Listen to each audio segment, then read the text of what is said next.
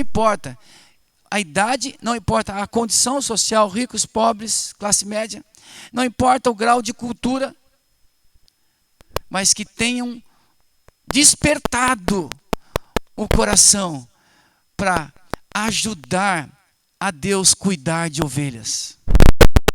Olha como isso precisa entrar no meu coração, para a gente também, dentro do nosso DNA, transmitir isso a todos que estão conosco. Quebrar esse tabu, né? Todos são chamados para ajudar a cuidar de ovelhas perdidas. Dá para entender isso? Quem está entendendo, diga amém.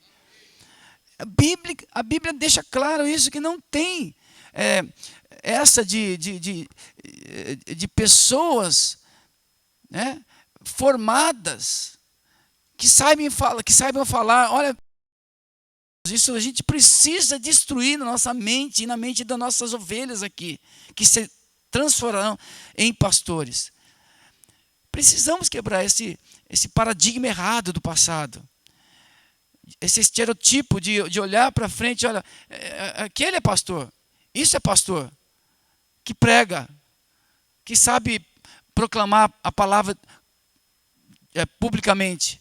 Não, o dom pastoral, ele é diversificado, tem, da mesma forma que o dom de ensino pode ser para um grupo grande, ou pode ser assim no 1 a 1.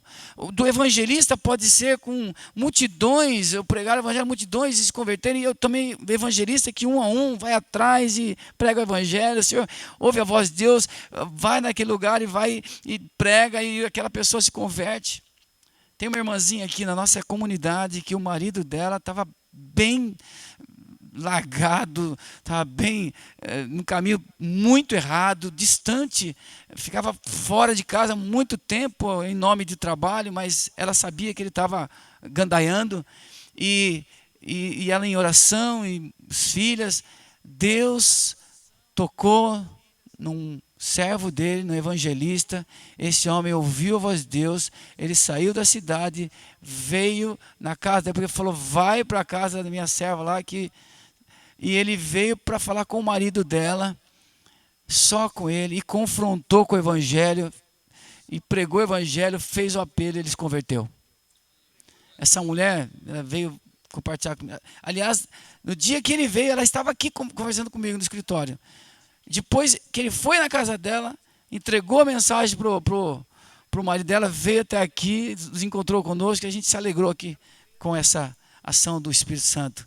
O evangelista, o Felipe não foi assim, né? Vai para o estado de Gaza. Ele foi, viu aquela carruagem, o eunuco em cima dela, lendo, fez questão de ver quem estava lendo, era Isaías. E você entende que você lê? Não, como que eu vou entender se não tem quem me explique? E aí ele pediu explicação, e Felipe subiu na carruagem com ele, ele desceu, eu sei que eles ficaram partilhando, e o Felipe evangelizou, ele esclareceu aquele texto e levou ele a Jesus, e ele se converteu, passou a seguir o Rei Jesus. Sabe, então, nessa proporção de dons, o dom também pastoral, ele tem dimensões, né? Um pastor que está sendo o responsável por um rebanho maior, e os pastores que estão ajudando a cuidar. É o princípio de Jetro que o Senhor deu a Moisés, pelo sogro dele, Jetro, em Êxodo, capítulo 18. E falou para Jetro, desse jeito as ovelhas vão perecer. Põe líderes sobre 10, depois de 100, de 500, de 1000, e você cuida das questões maiores, mas o meu povo precisa de pastores que atendem pessoalmente, conhecem as ovelhas. Como ontem o apóstolo Ricardo frisou bem na centésima ovelha que havia se perdido, né? O bom pastor, ele tem o controle de cada uma das ovelhas. E ele explicou muito bem que controle é esse, né? O cuidado. Se você tem algo que você ama, 10 dracmas, uma você perde, você sabe cadê. Se você tem 100 ovelhas, se uma se desvia, você tem que saber onde ela está. Então esse sistema de cuidado varia de lugar para lugar, de nomes. Hoje a gente chama isso de princípio de Jetro, que é onde a liderança maior de uma igreja ela consegue pastorear até a última ovelhinha através de outros pastores. Está entendendo o princípio de pastoreio de um rebanho, para cuidar do rebanho, para tocar no coração de Jesus e falar: Jesus, eu estou contigo, eu estou sabendo como que é agora. Então, eis-me aqui. E essa primeira motivação, e o que deve, de fato, mover o nosso coração para o cuidado, é saber que o próprio Jesus, ele pediu para que se levantasse mais pessoas que ajudasse a cuidar de ovelhas. Gente, nós estamos com a barriga cheia. Tem cristãos, e eu espero que você não seja um deles, que fica ano a ano ouvindo, aprendendo, fica tão bom no conhecimento que agora passa até criticar, avaliar: esse é bom, esse não é bom, eu já ouvi melhor, tal. Mas não se multiplica no cuidado, não ajuda outros, não repassa. E quer uma coisa para fazer a gente crescer? Eu percebi isso, a nossa liderança de supervisores, os que são hoje pastores do rebanho junto comigo, e todos que Deus está levantando, eles falam isso para mim. Pedro, depois que começou a se mover de cuidado, de pastoreio diferente no rebanho, como a gente está valorizando muito mais o trabalho teu. Porque a gente entende que antes, então, ficava o peso maior sobre um homem, um pastor. Agora o cuidado pastoral está multiplicado. Na supervisão, depois líderes de célula. E o líder de célula ele deve provocar esse cuidado no meio do rebanho. E Paulo fala aos Coríntios, quando ele fala sobre o corpo e os dons, aliás, cada parte tem uma função no corpo: o olho, a mão, a boca, o pé. Ele fala assim: tende igual cuidado uns dos outros. Então, no própria célula, nós precisamos provocar essa questão do cuidado, gente. Quem ama, cuida. Você diz que ama a Deus? Zela. Você diz que ama as pessoas? Então cuida. Você diz que ama uma plantinha? Rega. E não só regar, né? Você diz que ama um cachorrinho, um gatinho? Cuida. Deixa o bichinho ficar lá, cheio de sujeira, de sarna, carrapato. Não, quem ama, cuida. Diz que John Wesley, diz não, é a história, a biografia dele. Uma das características dos obreiros que ele levantava para ajudar na obra, ele observava os cavalos do sujeito. Se estava bem cuidado, ia ser um bom pastor. Se o cavalo do sujeito não estava bem cuidado, não ia ser um bom pastor. Olha que interessante. Hoje a gente podia olhar o carro dos irmãos, né? Animal é um ser vivo. Então, o cuidado que está tendo com o animalzinho, né? Vai reproduzir. É um coração de cuidado, né? E assim, Deus nos chama, através dessa palavra: olha, rogai ao Senhor da seara para que envie trabalhadores. O que Jesus tem falado com isso para nós? Tem nos ensinado. E nessa manhã, eu queria muito que você pegasse isso como um valor para a tua vida. Se ele pediu para a gente orar ao Senhor da seara para que envie obreiros, por coerência, quando alguém ora por algo, precisa se colocar à disposição. Deus, levanta trabalhadores para a tua seara. E você pode ser resposta dessa oração também. Você já é resposta dessa oração? Se você não está disposto a ser, orar isso é no mínimo perigoso. Ou você está dando uma de papagaio. Está falando sem sentido. Mas quando você entende que o próprio Deus, Ele quer levantar mais obreiros e pede para a gente orar a Ele para fazer isso. E outra coisa interessante nesse texto é que os obreiros não são levantados primeiramente por nós. É o Senhor que envia os obreiros. Então você não pode forçar nenhuma pessoa na tua cela a ser líder. Nós não podemos apontar para as pessoas e falar assim, você não, desperta. E se aquilo entrar no coração, até para os líderes você precisa perguntar, você tem sentido no teu coração, diante de Deus, este chamado? Se não, não faça não. Porque senão fica uma coisa, uma motivação de fora para dentro e não de dentro para fora. É Deus que move o coração de todos os irmãos, líderes de cela e ovelhas e todos os cristãos que se compadecem das ovelhas que não têm pastor. Olha o poder deste cuidado. Acaba se multiplicando quando a gente realmente se dispõe, se multiplica o cuidado no meio das ovelhas. E a gente pode alcançar mais ovelhas, porque sem trabalhadores nós não temos extensão, não temos condições de avançar. Então, o segundo, esse é um aspecto tremendo, importantíssimo para nós meditarmos. Estamos sendo resposta da nossa própria oração? Você já orou acerca disso? Você já orou acerca do que Jesus pediu para a gente orar? Pai, levanta trabalhadores para a tua seara. Você já orou? Quem ainda não fez esse tipo de oração aqui? Ou quantos aqui já fizeram essa oração? Levanta a mão. Lembrando de orar por isso. Amém. Os que não fez, eu quero desafiar você a começar a fazer. Porque é uma oração que o Senhor Deus pediu para a gente fazer. Rogai ao Senhor da seara para que envie obreiros. Interessante isso, né? E muitas vezes a gente esquece.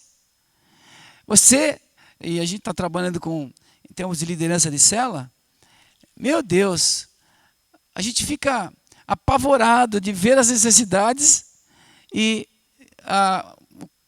quão pouco de força de trabalho existe para suprir essas necessidades. E o Senhor, Ele deu uma receita aqui para nós. Ele deu uma receita. Que é? Orar. Amém? Vamos parar um minutinho agora, se você puder comigo interceder agora. Vamos orar? Faz uma aplicação aí.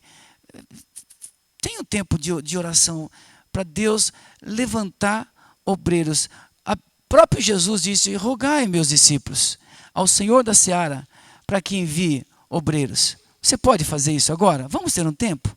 Ora, Senhor, se você é líder de cela, se você é supervisor,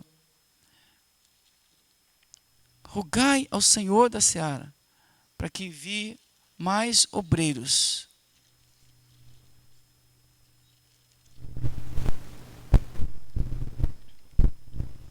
Rogai ao Senhor da seara para que envie mais obreiros. Aleluias.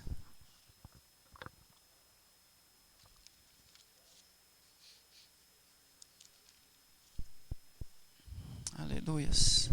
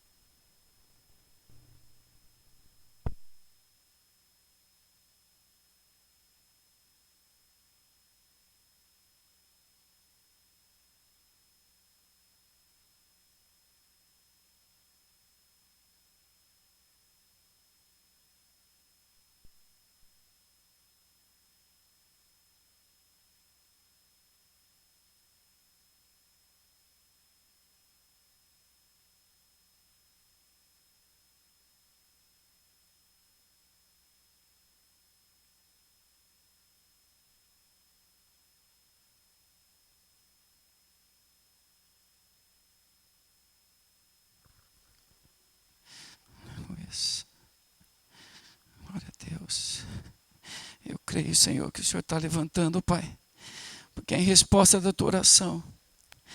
Deus, o teu pedido, eu creio, Deus, que a partir desta verdade entrando no nosso coração, Senhor, o Senhor vai poder contar com mais pastores, ó Deus, mais membros pastores, que sobre esse lugar o Senhor está levantando, porque o Senhor responde à oração que nós estamos fazendo. Aleluias, aleluias. Agora, queridos, uma outra verdade que deve nos motivar é sobre o cuidado, é olhar para a necessidade de ter um coração cheio de compaixão. Então, se o primeiro nós somos movidos pela voz de Deus, pela visão de Deus acerca da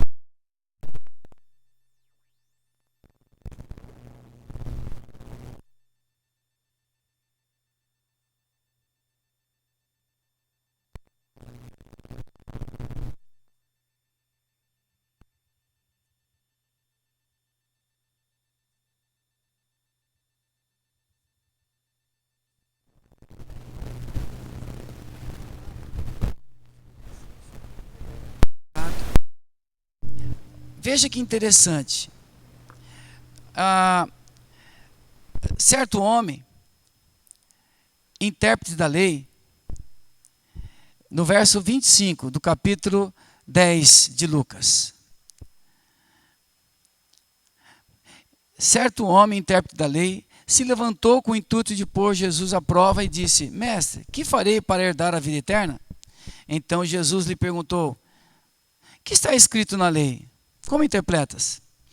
Aí ele respondeu: amarás o Senhor teu Deus de todo o teu coração, alma.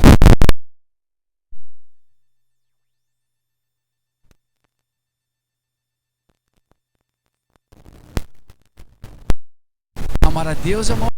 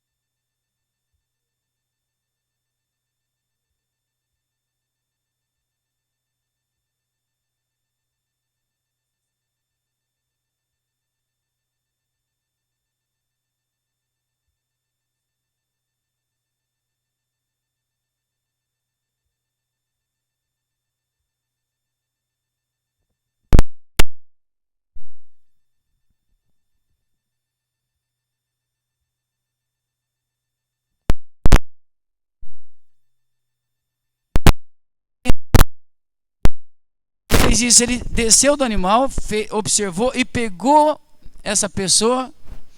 Interessante que ontem a administração do apóstolo Ricardo tinha esse cunho também de ir atrás da ovelhinha, pegar a ovelhinha, né? Ovelha não deve ser leve, né? E colocar no ombro e levar para casa. Aqui, semelhantemente, teve um preço a pagar. Ele desceu do seu cavalo, o esforço de pegar aquela vida e colocar no seu próprio animal. E ele vai a pé, puxando o animal, vou levar até um lugar para cuidar. E esse leva, e mais um desafio, foi o preço que ele pagou também. Ele deixou um dinheiro lá. Olha, cuida. Tirou um pouco de si. Além de sair do seu comodismo, também tirou um pouco do que era dele e dividiu. Sabe, eu fico muito preocupado com cristãos teóricos. Muito. Amém porque conhece a Bíblia, amém porque tem crítica, amém porque avalia, amém porque... Isso tudo é bom. Mas se não descer para a prática, mexer aqui, ó, com a compaixão, mover. E essa compaixão não descer para a prática, não mexer a mão e não mexer o pé, não mexer o bolso, não mexer um pouquinho do seu material, esse cristianismo não é aquele que Jesus viveu. E não é aquilo que ele está falando para nós hoje. O cristão que tem amor, ele vai cuidar. Ele vai expressar isso de uma forma prática. E foi a parábola ilustrativa que Jesus contou para aqueles que estavam perguntando para ele: como eu posso entrar no reino de Deus? Como eu posso herdar a vida eterna? Olha que coisa. Jesus falou: ame a mim, ama a Deus e ame o próximo. Como? De uma forma a cuidar, a se interessar. Olha só. Como você entende isso? O que Deus está falando com você? Ame a mim, mas ame também aqueles que são iguais a você, ser humano aí, ó. O próximo. E próximo aqui não é minha família só. O próximo aqui não é só meu amigo. O próximo é aquele que eu não conheço, mas que eu cruzo com ele. Nos dias de hoje, no meio de tanta violência, no meio de tanto desprezo, no meio de tanta gente caída na sarjeta, no meio de... Nós estamos mais insensíveis do que nunca, gente. No meio de uma mídia, de uma televisiva, onde lá na televisão está passando guerras, destruições, mortes, ver os corpos caídos nas guerras no Irã, Iraque, lá na zona de Gaza, agora na Croácia, aqui no Brasil, você vê gente caindo, morto, ensanguentado, outros passando necessidade, jogado numa sarjeta, enfim, cheios de necessidades. O samaritano, ele viu aquele homem que foi agredido, assaltado, caído, e ele fez algo por ele. Sabe como isso se chama? Compaixão. Se envolver. Não é comigo. Eu já tenho meus problemas. Eu já tenho minhas necessidades. E nós estamos falando do poder do cuidado. Quantas vezes você, líder, e eu já tenho ouvido isso também, isso me mata por dentro. Ninguém, tem muita gente que está aqui, mas não me ajuda, aí a pessoa acaba se desanimando e também não ajudando outros. Não. O Espírito Santo, o próprio Jesus, que é o teu pastor, ele te pede para você ser assim. Deus, ele quer nos comprometer, não importa aqueles que não estão ouvindo, mas se você está ouvindo, se deixe mover pela compaixão e faça o que Deus te chamou para fazer. Não importa se a multidão ao teu redor não está fazendo. Porque nós haveremos de prestar conta àquele que tem a vida eterna para nos dar. A pergunta foi: como eu posso herdar a vida eterna? E o Senhor Deus disse: ame a Deus e obedeça, né? E ame ao próximo. Como? Se compadecendo, cuidando, cuidando, cuidando. O samaritano cuidou. Está claro para os irmãos que houve cuidado? Não só viu? E está claro para os irmãos que os oficiais que tinham mais preparo para cuidar não cuidou? Os que conheciam mais, acho que ministravam mais, não fizeram. Insensíveis. Está claro para os irmãos que cada vez mais os cristãos vão ficar insensíveis? Os oficiais, os que estão preparados vão estar insensíveis, e nós temos que entrar em linha com Deus e dizer: está aqui, Senhor, eu quero ser movido por compaixão, eu não quero ficar insensível, eu não quero morrer, eu não quero ficar frio. Não. Eu me disponho. Se enche de compaixão. Não se acostume com as coisas como estão. É isso que vai fazer a diferença. Você dividir um pouquinho do que você tem, financeiro, material, você dividir o teu tempo. O que o samaritano fez? Ele investiu tempo. O tempo é muito difícil. Quem sabe os outros estão correndo, eu preciso ir para cá, preciso terminar de preparar um estudo lá, o sacerdote para meditar, vou meditar na lei. O levita, eu preciso fazer meus preparos, porque eu vou trabalhar na casa lá do Senhor, porque os levitas cuidavam do templo, né? Todos os utensílios e os preparos. Eu não tenho tempo. Ele deu um pouco do seu tempo, porque todos nós hoje também não temos muito tempo, não temos? E isso é uma grande desculpa para nós, porque tempo. Só que nós não teremos desculpa, e não devemos ter mesmo, por compaixão, aquilo que é mais importante, e que Jesus valorizou. Ame, mas ame demonstrando cuidado. E é um preço a pagar. Tempo e também a questão material, porque o homem deu lá, o samaritano ajudou um pouquinho lá, com as moedas que ele tinha. Amém? Olha, Deus está falando conosco, hein? Na palavra dele aqui. E finalmente, eu queria fechar com o seguinte. Deus, Ele espera que a gente seja movido por dentro, pela revelação, da visão de Deus, de pastoreio, de cuidado. Movido pela voz de Deus, eu entendi. Rogai ao Senhor da Seara. Então eu estou orando e eu estou ouvindo Deus me chamar. É para mim. Como resposta de oração. Movidos por compaixão. E movidos por tudo isso, o Senhor espera que a gente seja movido agora à ação. Porque toda a visão e todo o sentimento, toda a compaixão, se não tiver uma ação correspondente, é infértil, não vale nada. Você pode chorar copiosamente por uma questão, chorar copiosamente muito por uma pessoa, mas se você não se mover para fazer algo demonstrativo, cuidando, não valeu nada. Só foi sentimento. Lágrimas. Você pode estudar muito sobre compaixão, estudar muito sobre o valor de uma vida, estudar muito sobre a existência do céu, a existência do inferno, e que para o inferno irão todos aqueles que não tiverem Jesus como Senhor de suas vidas, não tiverem arrependido dos seus pecados e andarem em obediência ao Senhor. Você pode conhecer teologia, mas se tudo isso não mover você a uma ação de compaixão, de cuidado, de pregar o evangelho para aqueles que estão próximos de você, isso é só teoria, é blá blá blá blá blá blá blá blá blá blá blá blá, e o Senhor não fará nada através da tua vida, nem da minha vida. Deus nos chama para uma ação.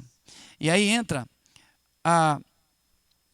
algo que me impressiona desde a minha conversão, um texto da palavra de Deus, que se fala muito pouco sobre ele, e que vai demonstrar a diferença, ou o complemento entre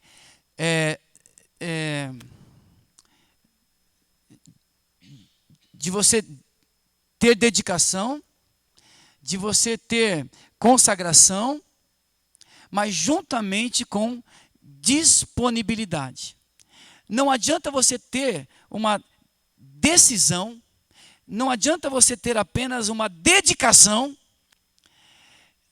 tipo assim, falar: Deus, ó, eis-me aqui, Senhor. Olha, eu me consagro. Se não houver uma ação correspondente. E esse texto está em Isaías 6. Isaías, foi tremenda a experiência desse homem. Abra comigo lá, eu quero fechar com esse texto, nesse nosso estudo. Isaías capítulo 6. Foi um dos textos que marcou a minha entrega, a minha consagração e também a minha disponibilidade para Deus. Porque disposição sem disponibilidade é mera emoção. Disposição, consagração sem ação é ilusão. Sentimentos vazios, inférteis. E Isaías é tremendo sobre nos ensina muito sobre essa questão diferencial.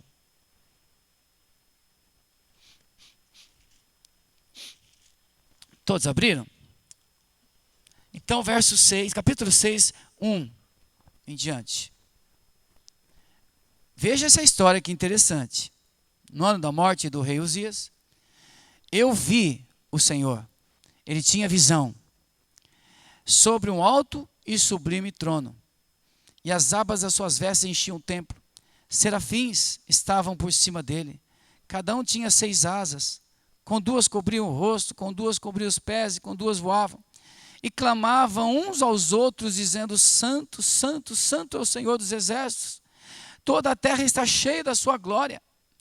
As bases do limiar se moveram à voz do que clamava, e a casa se encheu de fumaça. Então disse eu: ai de mim, estou perdido, porque sou homem de lábios impuros, e habito no meio de um povo de impuros lábios. E os meus olhos viram o Rei, o Senhor dos exércitos. Então um dos serafins voou para mim, trazendo na mão uma brasa viva que tirara do altar com uma tenaz. Com a brasa tocou a minha boca e disse: eis que ela tocou os teus lábios. A tua iniquidade foi tirada e perdoado o teu pecado. Depois disso, verso 8, presta atenção que está falando só depois disso. De Isaías ter visto, ter olhado para o seu pecado, para a sua incapacidade, para as suas falhas, dizendo: Senhor, ai de mim que eu sou pecador, estou vendo a glória de Deus aqui. Só depois disso, de um olhar para si mesmo e ver como era indigno, como era falho, incapaz, pecador, ele ouviu a voz do Senhor, que dizia: a quem enviarei? Lembra do texto que nós lemos, para que o Senhor falou para a gente orar, rogar ao Senhor das Searas para que envie obreiros? Jesus é Deus no Novo Testamento. É o Deus homem. O Deus do Antigo Testamento, Deus Pai, ele fazia a mesma coisa. Oh, aleluia. O Deus do Antigo Testamento, ele ficava falando constantemente aos homens: a quem enviarei? Tenta imaginar o Deus do Criador, céus e a terra, pedindo ajuda. A quem enviarei? A quem enviarei? A quem enviarei? E Isaías não estava ouvindo essa voz. Mas depois de ele olhar para a sua vida e se sentir indigno, tão falho e pecador, aí o Senhor achou de misericórdia, ele foi perdoado. Uma brasa viva do altar de Deus, isto é o perdão hoje que nós entendemos. Ele ouviu a voz de Deus, que dizia: a quem enviarei? É do desejo de Deus, do Antigo Testamento e do Novo Testamento, de enviar pessoas. Enviar a quem? As ovelhas que estão angustiadas e perdidas. As ovelhas perdidas de Israel no Antigo Testamento. E no Novo, as ovelhas, que é uma população, uma multidão que não sabe diferenciar entre a mão direita e esquerda. Uma multidão, todos pecaram e estão destituídos da glória de Deus, Romanos 3:23. Todas as pessoas que você conhece, que não se converteram, que não nasceram de novo, que não entregaram a vida ao senhorio de Jesus, estão perdidas, que não sabem o que estão fazendo, tateando para tentar encontrar Deus.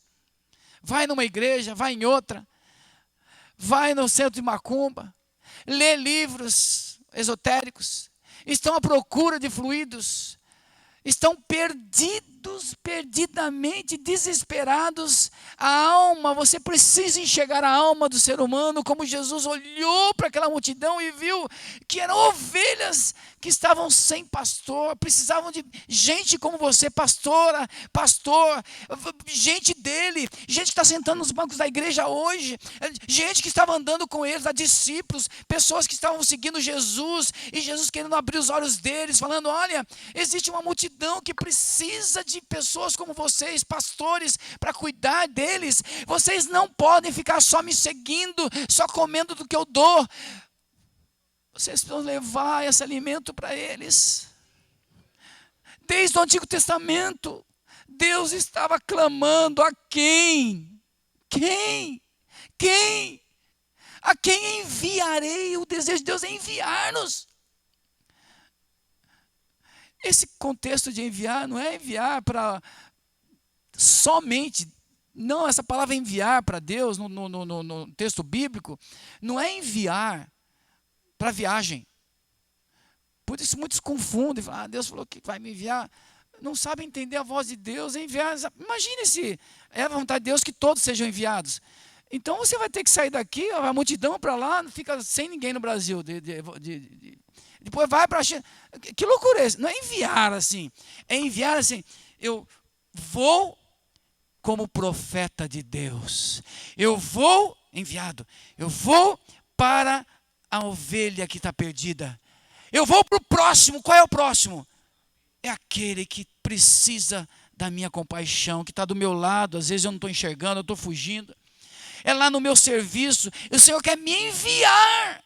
E no Novo Testamento também: a quem enviarei? Enviar porque para missões, terras, para qualquer lugar e necessidade que o Senhor deseja para você. Para uns é para a África, outros para o Japão, outros para o interior do Brasil, Nordeste, outros aqui no meio dos universitários, outros dos pancadões da vida aí, outros no Morro do Rio, outros no Morro do Socorro aqui na Zona Norte. Deus quer enviar todos nós. Está entendendo o que é enviar? Porque Deus não tem essa dimensão geográfica. A missão é tanto aqui em Jerusalém, ou em Judeia, Samaria e confins da terra. O que o Senhor quer é que a gente fique atento à voz dEle, que a gente seja movido pela visão dEle, ouvir a voz dEle e se dispor a ser pastor. Olha, se você esquecer tudo dessa mensagem hoje, pelo amor de Deus, grave isso. Você tem um projeto de Deus na tua vida de ser pastor e pastora de outras vidas que aqui não estão ainda. A igreja é para se levantar como pastores de ovelhas que estão perdidas. Não é para nós continuarmos enchendo nossa barriga, estarmos tão conhecedores e estarmos tão acomodados e não queremos sair da nossa zona de conforto. Mas o Senhor nos chama para sermos enviados, não é para ficar no nosso lugar. Que lugar? Lugar de conforto, lugar de egoísmo, lugar de sobeja espiritual, lugar de rotando texto bíblico, de tanto que eu como. Enviarei. A quem enviarei? Aí Isaías, olha a resposta dele, a disposição dele. Vamos lá. Depois ele ouviu a voz do Senhor. Eu estou encerrando, tá, gente? Verso de número 8. A quem enviarei? O que Isaías respondeu? A primeira parte só. A primeira parte, o que Isaías falou? O que significa isso? Quando alguém fala, eis-me aqui, Senhor, ó. É quando há um apelo e a pessoa é sensibilizada, ouve, é tocado, aqui, ó, nas emoções. E ele, eis-me aqui, Senhor, vem no altar. Ou na oração que você está fazendo, como muitas vezes eu estou sozinho, você está sozinho na tua reflexão, e você está lendo, e você está orando, e você sente de Deus, ouve a voz de Deus, e fala assim, amém, Senhor, é isso mesmo. Eis-me aqui. É dedicação, consagração. Ó, eu me coloco. Agora, a segunda parte de Isaías, da resposta de Isaías, significa disponibilidade. Porque disposição, sem você preparar a tua rotina de vida e separar tempo, separar valores. No caso, se a gente não tiver dinheiro, você tem algum valor. Para alguns, é pouco de comida, é um espaço em casa, é você fazer algo para a pessoa, não é? O samaritano, ele usou de muitos valores, do seu tempo, do seu esforço, né? E do seu dinheiro. Mas ele aplicou algum valor para demonstrar o poder do cuidado. E Isaías, no final, ele falou assim, ó, eis-me aqui, o quê? Segunda parte. Ai, meu Deus, eu vou até aceitar aqui. Meu Deus. Porque é muito fácil a gente se emocionar. É muito fácil entender. E também acho que não é tão fácil. Mas graças a Deus, uma grande parte diz, eis-me aqui. Mas a resposta, qual era o problema de Deus no Antigo Testamento aqui nessa pergunta? A quem? Olha que interessante. Você chega no teu trabalho, você trabalha? Se você tiver uma posição de comando, aí você vai entender o que eu vou falar agora. Se você tiver uma posição de liderança. Você fala assim, pessoal, chega na tua escritório, eu estou precisando de alguém para fazer isso muito rapidamente, que eu preciso. A tua equipe fica assim, ó. Eis-me aqui, eis-me aqui, eis-me aqui. Eu me dedico. Não vai rolar. Pode me enviar. Envia a mim. Quer dizer, pode ser. Conta comigo. Isso é disponibilidade, porque essa pessoa vai ter que separar. Realmente, consagração não é apenas decisão. Não é apenas dedicação. Não é apenas você falar para Deus. E graças a Deus por tudo isso, porque isso já é uma etapa muito grande de gente que não é... Tem um monte de gente insensível para a voz de Deus.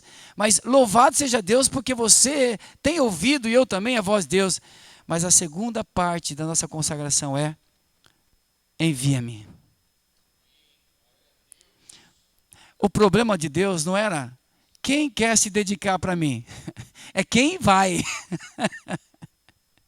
Tudo bem, vocês sentiram a necessidade? Puxa, você gostou? E agora? Você pode ir? Ah, não, ainda não dá, não tem tempo. Sou casadinho de novo. Outro fala assim, eu tenho uma terra, ainda preciso cuidar da terra. Jesus foi até mais fundo. Não, meu pai morreu, eu preciso enterrar o meu pai.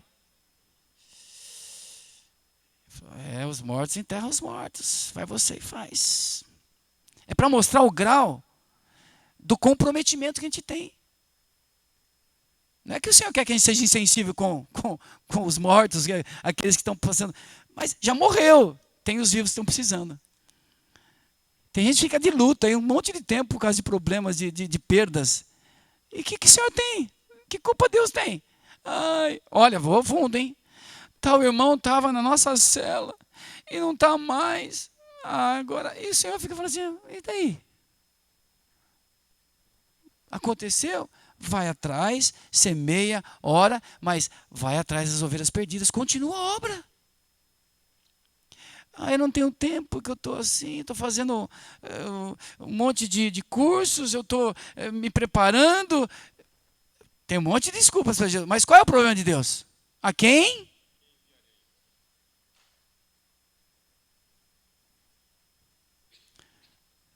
Sabe, dedicação envolve disponibilidade.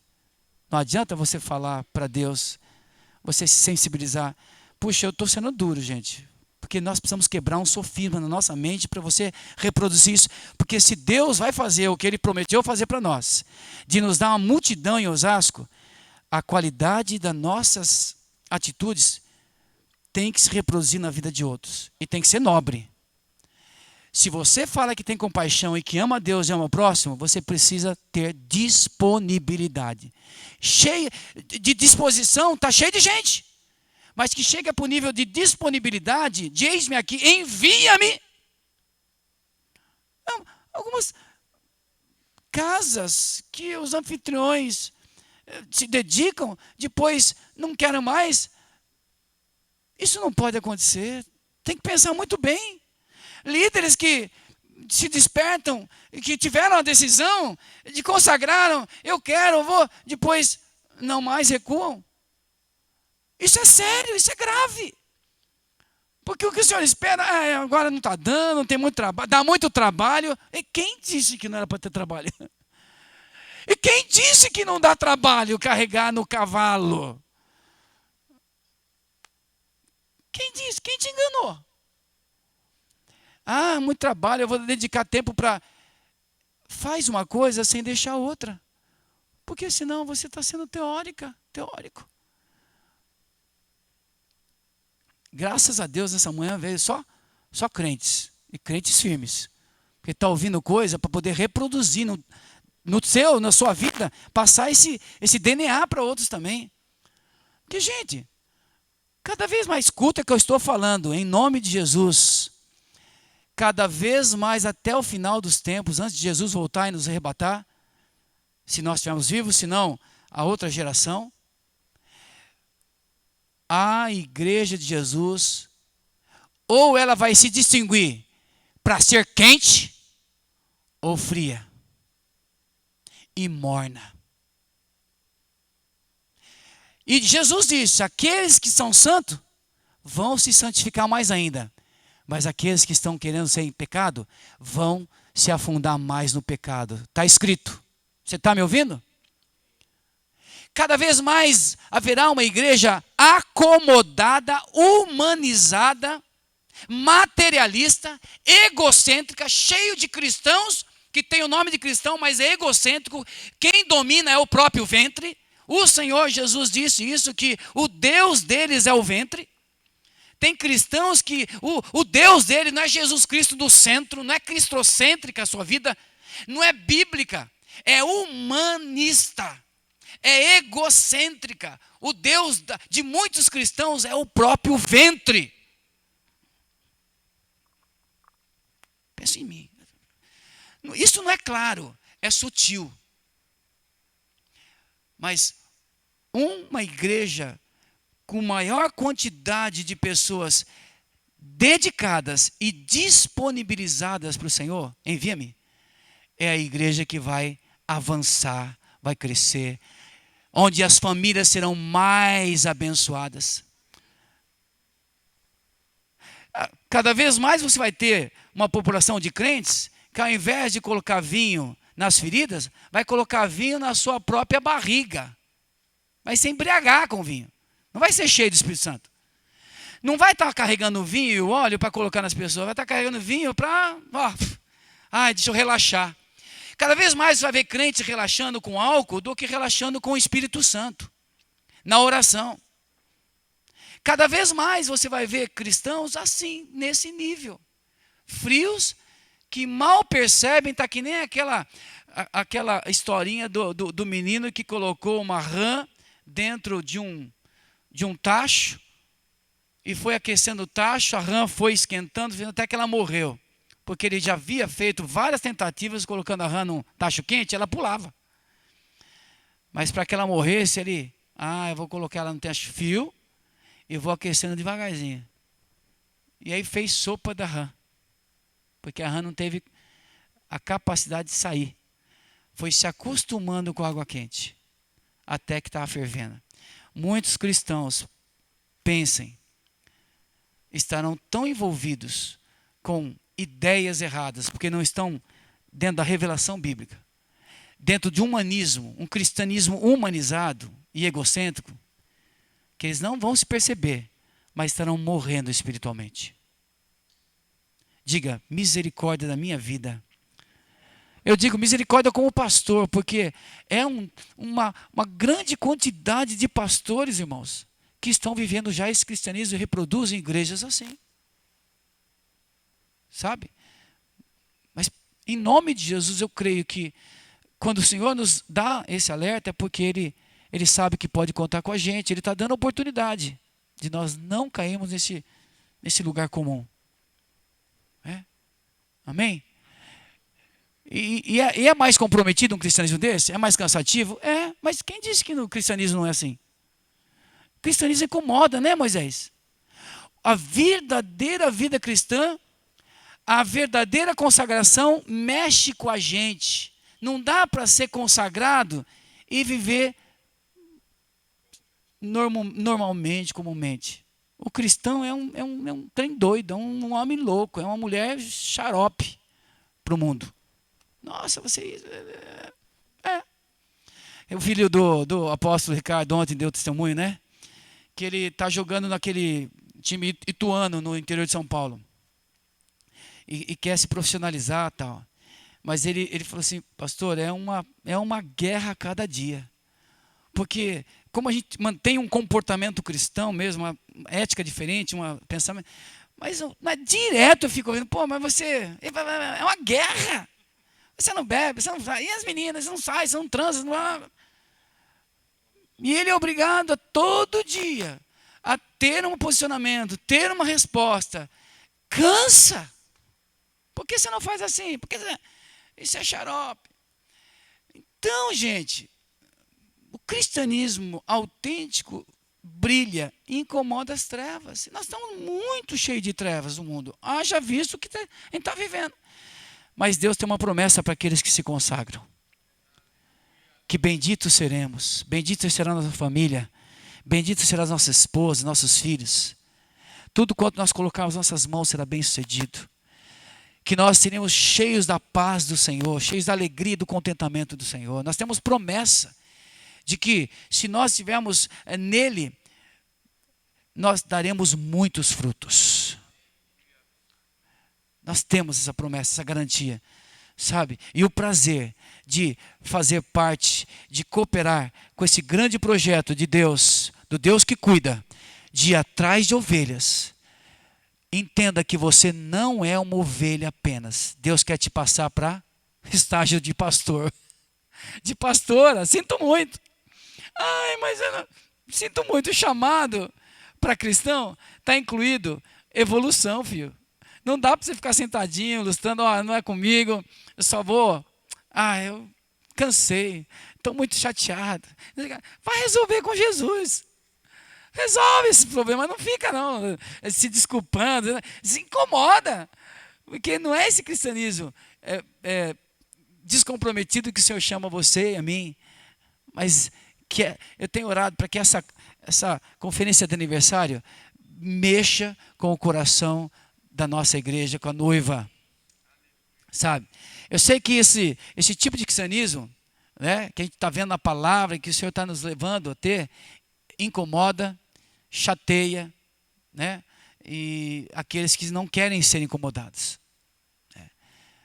Mas prevalece a visão do Senhor, prevalece a compaixão que deve nos mover e prevalece a disponibilidade.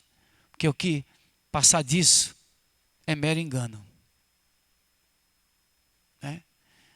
Deus não te chamou para ficar fazendo cosquinha em você. Não. Não te chamou para você sentar, deitar num spa lá, num divã. E vem aqui, filho. Vem aqui.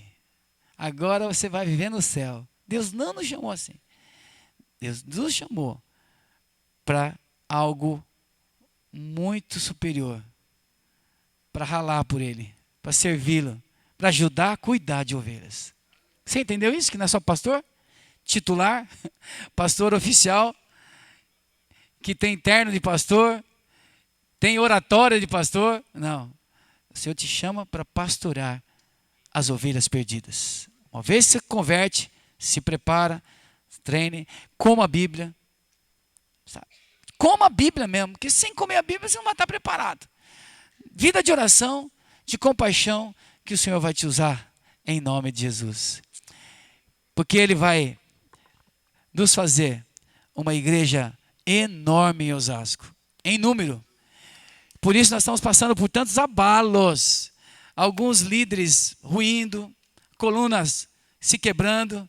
Mas para quê? Para que essas colunas lá na frente sejam fortalecidas novamente, consertadas. Sabe quando um engenheiro chega no prédio, o prédio está cansado, tem muitos anos, ele observa o quê? As colunas. Vamos ver a base desse prédio.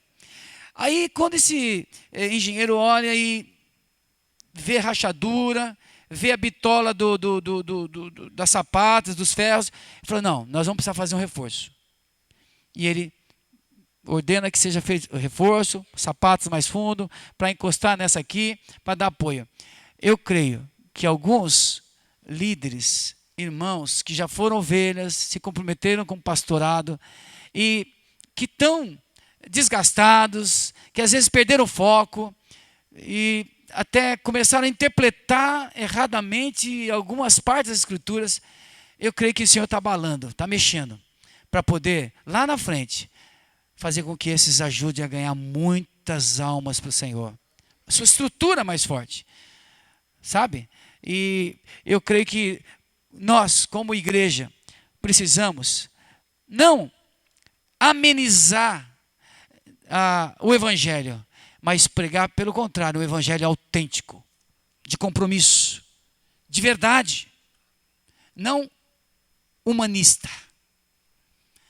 Não um evangelho de concessões, porque o meu Jesus tinha um discurso muito mais pesado que você e do que eu, ao ponto de os discípulos falarem assim, duro esse discurso, mestre. E o mestre falou, e vocês também querem ir embora? Foi aí que Pedro falou, não, Jesus, é duro, mas só o Senhor tem as palavras da vida eterna. Em outras palavras, e eu já experimentei isso, não dá para largar. Não dá para beber mais de outra água. Amém? Em nome de Jesus. Eu quero muito, eu me comprometi com Deus. Senhor, a igreja que eu estou pastoreando, eu tenho o dever de zelar para que seja uma igreja firmada, ética, bíblica, com santidade.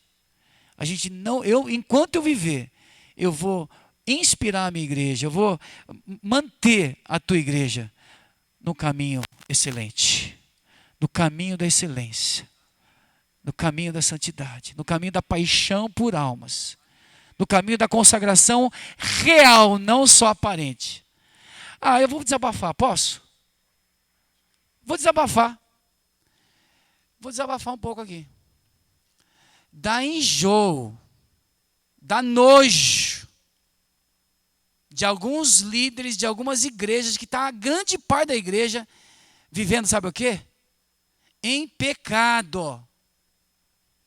E estão adorando e cantando, e o Senhor está falando, não estou ouvindo os seus cânticos. É cheio de igreja assim. E está cheio de cristão assim. E alguns estão no nosso meio, é lógico. Está cheio, você quer ser que tipo de crente? Que tipo de igreja? Do caminho largo? Do fácil? Humanista? Essas coisas que nós estamos ouvindo do Evangelho aqui são sérias. Nós precisamos nos posicionar. Porque senão a gente vai abrindo mão. Quando você percebe, você está no tacho, cozido, indo para o inferno. Quando você entrar no inferno, você nem sente a diferença de temperatura. Você acha que está no céu. Não é brincadeira não. Estou enjoado de ver Vocês ficam avaliando, às vezes, num nível, e eu estou vendo em outro. Porque a gente está trabalhando, e olhando e conversando com pastores e igrejas, e analisando, segundo uma teologia bíblica. Gente, está saindo do nosso meio cristãos, do nosso meio, eu digo do povo de Deus, evangélico mesmo, gente que está pregando o amor lésbico, homossexual, que é normal. Igrejas para isso. Para apoiar.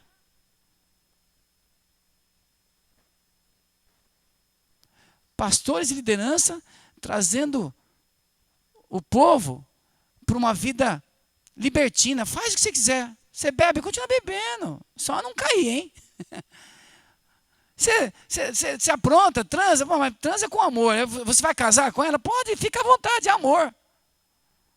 Onde eu vejo isso na Bíblia? Tá? No mundão é normal, mas o Senhor está chamando a gente para viver uma coisa diferente, uma vida diferente. E brilhar nesse mundo. Eu louvo a Deus pela nossa vida, pela vida dos nossos jovens. Estão pagando um preço muito grande para ensinar os nossos jovens a viver o princípio do namoro cristão, do romance real, que é o nome que a gente tem adotado.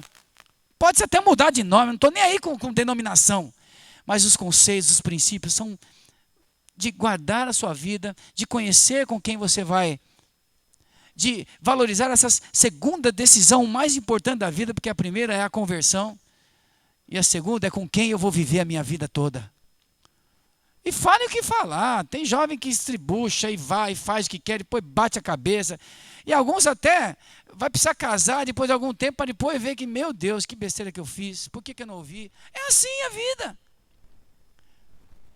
Então, em nome de Jesus, desculpa o desabafo, mas eu quero pedir para os irmãos, e já estamos fazendo isso porque estamos só o nosso grupo aqui de igreja mesmo, nosso povo. Pague esse preço. Me ajude. O Senhor está chamando a gente para um nível de pastoreio. Amém, irmão? Não importa o teu tempo de convertido, porque às vezes o cara se converte, pouco tempo está sendo um pastorzão. E tem pastores que estão um monte de tempo, que nem um levita, que nem um sacerdote, que não está fazendo mais nada. Sai do lugar comum. Entra para esse cristianismo mesmo radical. No bom sentido, de raiz. Não é radical de ignorância, de raiz. E firme os seus passos para Deus frutificar a tua vida. E você poder, um dia, receber do Senhor esse seguinte elogio, entrando nos céus. Entra, servo bom e fiel. Porque você foi fiel no pouco, lá na terra. Agora eu vou colocar você fiel sobre o muito. Entra de posse daquilo que tem preparado desde a fundação do mundo para você. Amém? E quando você entrar, você verá muitas ovelhinhas que foram ganhas, foram influenciadas e cuidadas pela tua vida. Amém? Vamos orar? Aleluia. Vamos orar. Aleluia. O poder